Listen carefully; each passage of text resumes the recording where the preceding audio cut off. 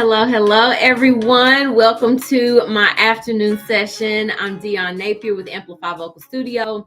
And today we're going to talk about you, the performer, versus you, the person. All right. So if you've seen any of my former videos, I talk about, well, first of all, I'm a vocal coach and also a mentor to professional level artists, vocalists, singers, dancers, actors, as well as a coach to classically trained singers who want to explore crossover techniques singing commercial style music, right?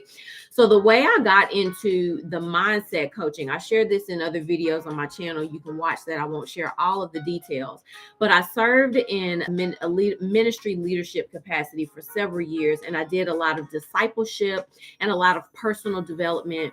And so the Lord told me, He said, I don't want you to exclude that part of you as you go back into training vocalists and artists. He said, I want you to integrate it, and I want you to do mindset development as well as voice development. So that's how I came to become a mindset coach as well as a voice coach. So, I'm looking down at my notes. So what we want to talk about today is the performer versus the person. So here's the thing. I have a passion for personal development. I see performers, people that have amazing gifts, amazing ability to sing, act, do whatever they do.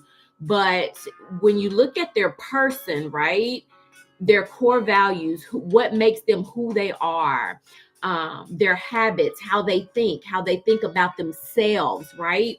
A lot of times with us performers, that part of us is not developed. And so I really have a heart and a passion for personal development as well as professional development for artists. So I'm going to dive right in and just share some thoughts. And then if you have questions, you can drop them in the comments and I'll catch them and respond to them. So the first thing is that our mind is a muscle. Okay. Just like we train our vocal cords in the vocal studio, our mind is a muscle. It has to be intentionally trained and conditioned, right? It's not just going to be usually default set on positive things, empowering things. No, we live in a world where it's a lot of stuff we have to battle. We have to battle criticism. We have to battle rejection, especially as artists, right? We have to battle disempowering thoughts. It's just all of this stuff that's in the atmosphere. And so we have to intentionally take authority over our mind and train our mind like a muscle. Like take your mind to the gym, just like you take your vocal cords to the gym, okay? So the truth is, as we think, we are. Okay, so I want to ask you, what are your thoughts about yourself outside of your musical gifts? Like, what is your inner dialogue like? And I'll tell you what inspired this thought. I did a talk not too long ago at a university about developing a winning mindset. And I had the thought, and I share with my group that oftentimes our identity as performers is so intermingled with our gifts, what we do, what we can perform. And we have no idea who we are outside of that gift, guys. And that should not be. You, the performer, and you, the person, are two different people, okay? And so a lot of times the person is just really underdeveloped, all right? So for example, you think about great performers like Michael Jackson, right? You got people that's falling out fainting when Mike hits the stage. I mean, just one of the greatest performing artists of all time, right?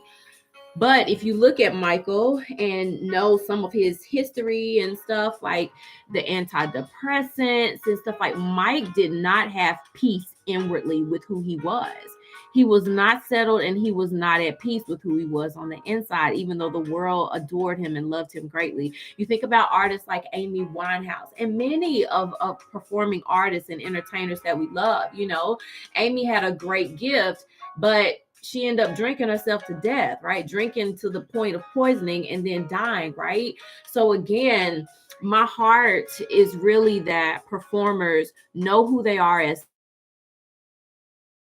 people, awesome skill set as singers. Okay, so here's the thing we have to know: our gifts are tools to help us accomplish purpose. That's what they are. Our gifts are tools to help us accomplish purpose. So just because you're a singer, a performer, dancer, whatever it is you do, that does not automatically mean that's your purpose, right? It doesn't. So I'll give you an example. So my purpose is to help people identify who they are and what they were born for so they can experience more fulfillment in life. So you may look and say, okay, well, you're a vocal coach. How does that connect? The way that connects is, as a vocal coach, I help you as a singer, yes, develop mixed voice, learn contemporary technique, extend your range. I help you do all of those technical things.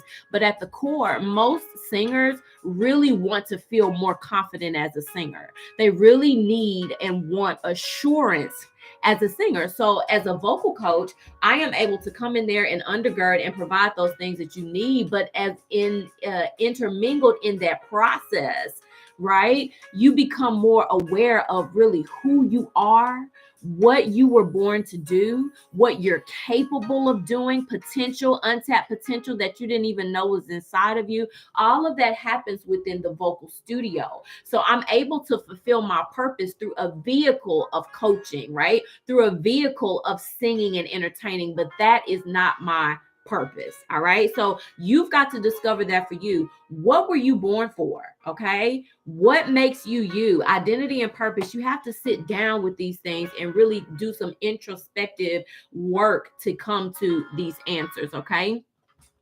So I want to leave you with 5 questions to help you discover your purpose. And this is going to kind of just get the ball rolling for you. And hopefully it'll give you some clarity about what you were born for. Okay. So the first question is, what makes you feel alive? And I want you to just kind of do this as a journal exercise. So just write it down. What makes you feel alive? The first thing that comes to your mind. Don't overthink it. Just write it down. Okay. The second question is, what breaks your heart or what makes you angry? Okay. Usually this question points to what you are called to change. Okay. I'm not going to get too deep into it, but just take a minute and think about that. What breaks your heart?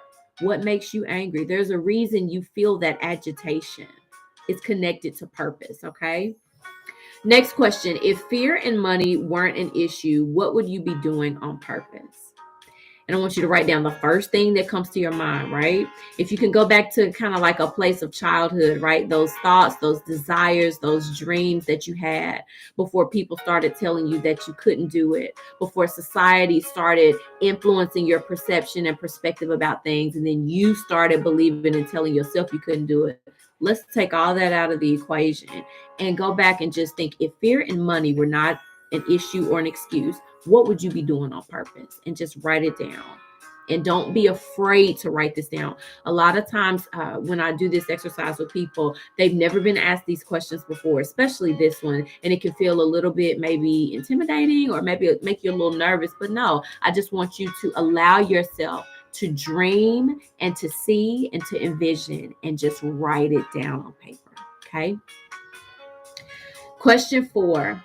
And you can go back and like pause this and take time to write and then come back, but I'm going to keep going because I don't want to stay on here past 15 minutes. So number 4, what does your family do? Okay. So when I ask that question, I mean, what are some skills, some jobs, some giftings that run in your family, right? So for me, I come from a family of teachers, musicians, counselors, seers, people that see into the spirit, right? Discernment gifts, hospitality, those kinds of things. Okay. So for you, what runs in your family? A lot of times this can speak to what you are wired to do. So in the ministry world, we would call this generational blessing or generational inheritances, right?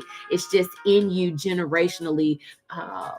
You're just blessed and gifted and wired to do certain things. Okay. What are those things for you? And even if you were not raised by biological parents, you were raised by adopted parents, you are not counted out of this exercise. Okay. Because there is something called impartation. It's almost like a transfer of gifts, skills, and abilities based on the environment you were in or the family that raised you. Okay. So question number 4, what does your family do? Just take a moment to think about that and write that down. And then question number 5, this is the final one. What have you been named by others? So when we ask this question, names speak to identity and purpose a lot of times. So sometimes people, will maybe just come up to you and say, you just look like you could be a preacher, or, you look like you just, it just feels like you could be a nurse, like you're very nurturing. People sometimes just come up and say those types of things to you. Or if you are around prophetic communities where people hear the voice of God and speak that out, you can refer back to prophetic words or even words that the Lord has spoken to you directly. Go back and look at those prophetic words and see what you have been named again, because oftentimes that can speak to purpose. Okay. So those are just 5 questions to get the ball rolling so you can begin to unearth and discover who you are at the core. Guys, when you take the time to do this, your confidence is going to increase. And so whatever you are trying to do vocally, whatever skill sets you're trying to add on, whatever it is that you're trying to learn, like you just have this inner confidence and this mindset of a can do, right? A can do mindset, a can do attitude. And it really just changes how you approach everything. It is so powerful and it is so beneficial to you as a creative to take the time to do this personal development work. Okay. The same time and the same energy that you put into developing your craft as a singer, put it into developing your mindset and developing your person, right? Taking time to examine your habits, how you think about yourself, right? Your emotional responses to things, and just really being honest and looking at it, looking at your character traits, right? Do you have character traits of love and joy and gentleness and peace, or do you lie sometimes? You know what I'm saying? Are you typically anxious and nervous and fearful? Like, really become aware of that stuff and start to break it down and examine it and just say, okay, why am I like this? When you take the time to do this, you can really get some powerful encounters and powerful results. Okay. All right. So thank you guys for watching this. When you catch the replay, if you have any questions or comments, please leave them in the chat and I'll be happy to respond to you. Other than that, ways that we can work together. So if you look in the description, I have ways that we can work together, or you can talk to me more if this purpose and identity mindset kind of talk is really resonating with you. I offer a mentorship community. We meet bi-weekly. You can look in the description. It's called Amplify Your Voice Mentorship Community. You can look in the description, click the link, read it. And if it's something that you think may benefit you, I'd be happy to have you over there with the rest of us.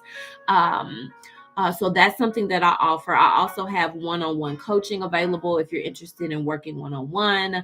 And then I have a manual available. You can see all these things in the description. I really don't want to go off into this as I'm doing the mindset chats, but if you want to talk more about identity and purpose, if there are some limiting beliefs or self-limiting beliefs that really have you stuck, like mental blocks, and you want help to break through, I help singers and creatives in my mentorship community. And so that may be an option for you. All right. So just check those links in the description. Otherwise, I will be back Tuesday with another 15-minute chat. Talk to you soon.